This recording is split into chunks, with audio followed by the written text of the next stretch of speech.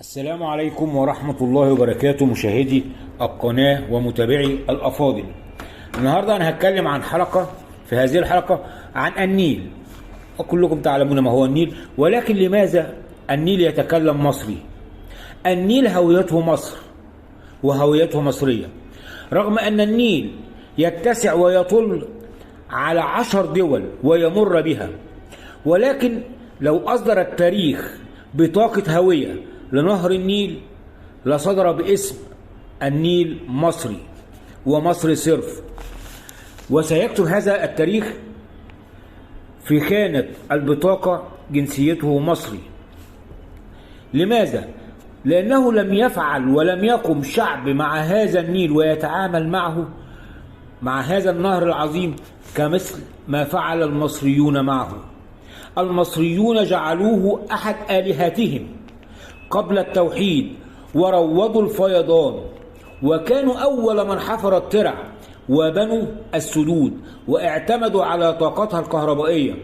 ناهيك عن كل تلك هذه المظاهر، بل هناك الأهم، وهي مظاهر الحضارة التي ارتبطت بنشاط الزراعة والاستقرار على جانبي الدلتا في مصر. حتى في عالم النغمات لم يغني شعب لنهر في العالم مثلما فعل المصريون، وليس أحد من شعوب الدول ال10 التي يمر عليها النيل فعل هذا معه سوى الشعب المصري. مع أن النهر الخالد مع بداية عطشان يا صبايا ودلوني على السبيل حتى القاهرة ونيلها والشعب المصري الوحيد أيضا الذي نسج الحكايات والأساطير والقصص التي تتغنى بنهر النيل.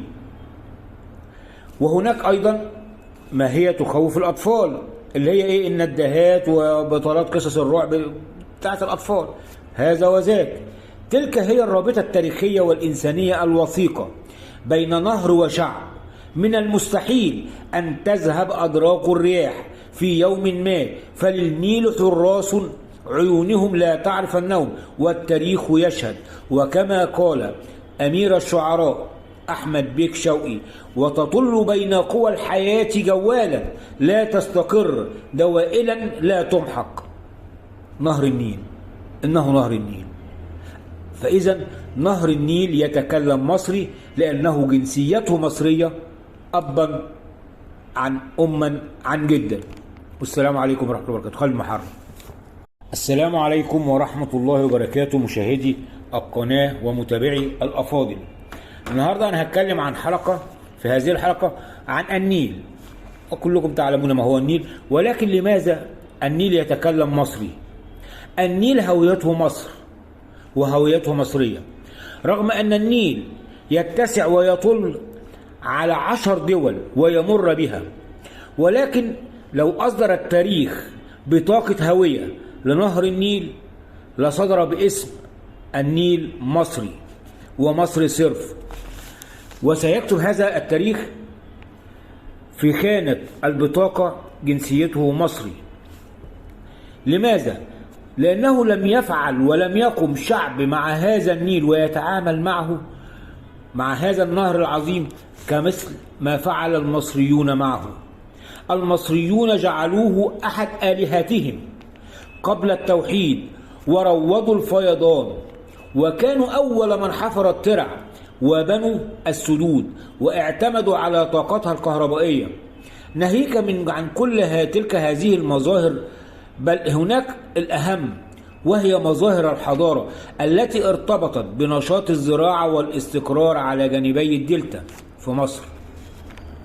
حتى في عالم النغمات لم يغني شعب لنهر في العالم مثلما فعل المصريون، وليس أحد من شعوب الدول ال10 التي يمر عليها النيل فعل هذا معه سوى الشعب المصري.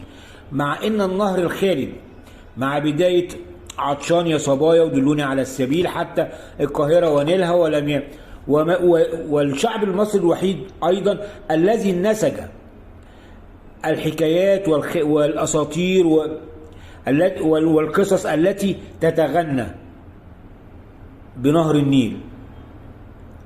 وهناك أيضا ماهية خوف الأطفال اللي هي إيه الندهات وبطولات قصص الرعب بتاعت الأطفال. هذا وذاك. تلك هي الرابطة التاريخية والإنسانية الوثيقة بين نهر وشعب.